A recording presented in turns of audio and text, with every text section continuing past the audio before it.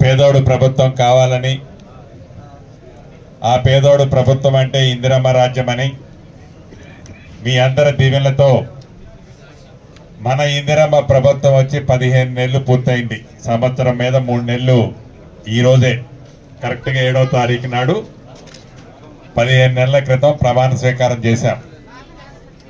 15 నెలలు పూర్తయింది. ఎన్నికల ముందు గౌరవ ముఖ్యమంత్రి రేవంత్ రెడ్డి గారు కానీ, ఆనాడు పిసిసి అధ్యక్షులు ఇప్పుడు ముఖ్యమంత్రి వర్యులు మేమందరం కానీ ఏవైతే హామీలు చెప్పామో సాధ్యమైన హామీలని కొన్ని పూర్తి చేశాం. పేదవాడి కుటుంబం ఆశిస్తున్నది ఇంకా ఉన్నాయి. అది ఇందిరమ్మ ఇల్లు ఇస్తానని చెప్పాం. మోడల్గా ప్రతి మండలానికి ఒక గ్రామం ఇచ్చాం. ఈ రాబోయే 3-4 రోజుల్లో కలెక్టర్ గారితో కూడా ఇప్పుడు చర్చిస్తున్నా. రాబోయే 3-4 రోజుల్లో రాష్ట్ర వ్యాప్తంగా ఏవైతే మొదట విడత ఇస్తానన్న 3500 ఇల్లు ఇచ్చే కార్యక్రమాన్ని ఈ వారం 10 రోజుల్లోనే పూర్తి చేసుకోబోతున్నాం.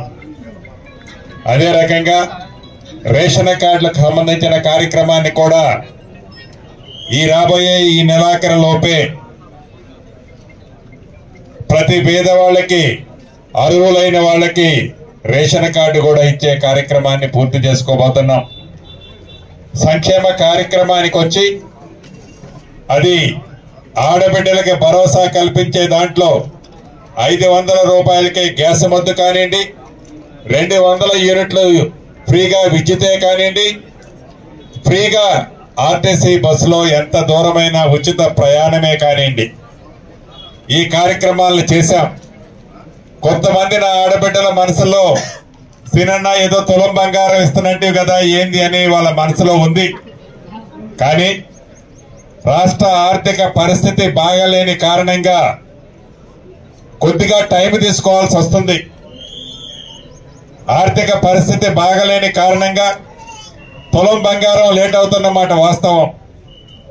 అంతేకాదు అభివృద్ధిని, సంక్షేమాన్ని ఆనాటి ఆ ప్రభుత్వం ఏవైతే అభివృద్ధి పేరుతో అరాచకాన్ని సృష్టించిందో ఆ అరాచకాన్ని అంతటినీ గాడిలో పెట్టి అభివృద్ధి దిశగా ఆ పనులన్నీ పూర్తి చేస్తూ సంక్షేమ కార్యక్రమాలలో రైతన్నులకు ఇచ్చిన మాటను నెరవేరుస్తూ, ఆడబిడ్డలకు ఇచ్చిన మాటను నెరవేరుస్తూ, నిరుద్యోగ తమ్ముళ్ళకి ప్రభుత్వం ఏర్పడిన మొదటి 9 నెలల్లోనే దేశ చరిత్రలో ఏ రాష్ట్ర ప్రభుత్వము చేయని విధంగా గౌరవ ముఖ్యమంత్రి రేవంత్ రెడ్డి గారి నాయకత్వంలోని మన ఇందిరమ్మ ప్రభుత్వం 55,562 ఉద్యోగాలు ఇచ్చిన ప్రభుత్వం మన ప్రభుత్వం.